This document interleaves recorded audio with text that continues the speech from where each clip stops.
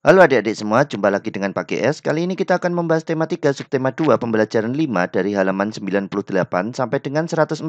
Di awal pembelajaran disajikan sebuah bacaan berjudul Charles Babbage mengubah dunia dengan komputernya. Kalian baca dengan seksama ya. Dan mari kita jawab pertanyaan-pertanyaan berikut. Nomor 1, apa yang dilakukan oleh Charles Babbage? Beliau menggagas tentang penemuan komputer. Nomor 2, apa dampak penemuannya bagi dunia? Dampaknya adalah menekan kemungkinan kesalahan menghitung saat itu. Selain itu, juga bermanfaat untuk memberi gagasan kepada penemu lain untuk mengembangkan komputer hingga menjadi komputer seperti sekarang ini. Nomor 3, apakah kamu merasakan manfaat komputer saat ini? Manfaat apa yang kamu rasakan? Dengan adanya komputer saat ini, kita dapat mencari ilmu lebih luas lagi, mempermudah ketika menyusun tulisan, mengerjakan tugas, menonton video, mendengarkan musik, bermain game, hingga berinteraksi lewat media sosial.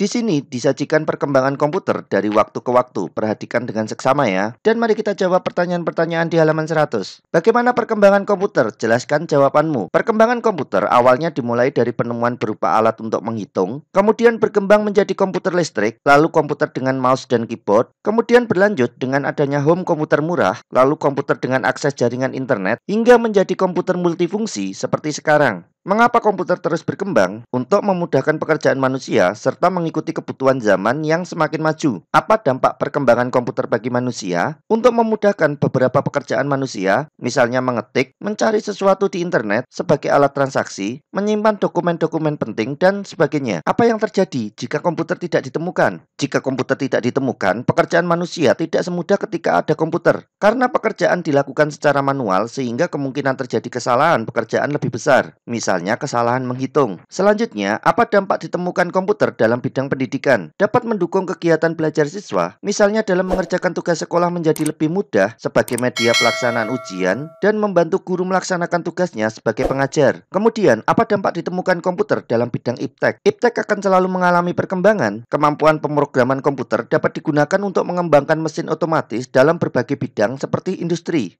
Di halaman 101, kita diminta menemukan luas lingkaran dengan pendekatan lainnya, selain pendekatan persegi panjang. Di sini, juring lingkaran disusun menjadi berbagai bentuk. Ada bentuk segitiga, ada bentuk jajar genjang, ada bentuk trapesium, dan lain-lain. Kita diminta untuk memilih salah satu untuk dieksplorasi guna menemukan rumus lingkaran. Misal kita pilih bentuk segitiga. Luas segitiga sama dengan setengah kali alas kali tinggi. Alas dalam gambar tersebut adalah 4 busur lingkaran dari total 16, atau 4/16 keliling lingkaran atau 1/4 keliling lingkaran. Jadi alasnya adalah 1/4 keliling lingkaran. Tingginya setara dengan 4 kali jari-jari. Maka luasnya sama dengan setengah kali alas kali tinggi. Sama dengan setengah dikali 1/4 keliling lingkaran dikali 4 jari-jari. Sama dengan setengah dikali 1/4 dikali 2pi dikali r dikali 4r. Sama dengan pi kali r atau pi r kuadrat. Nah, jika ada pertanyaan, silahkan tanyakan di kolom komentar ya. Terakhir, kita diminta memainkan alat musik seperti pianika, angklung, kolintang, atau alat musik lainnya sesuai dengan interval nada. Silahkan kalian mainkan berdasarkan petunjuk dari gurumu ya.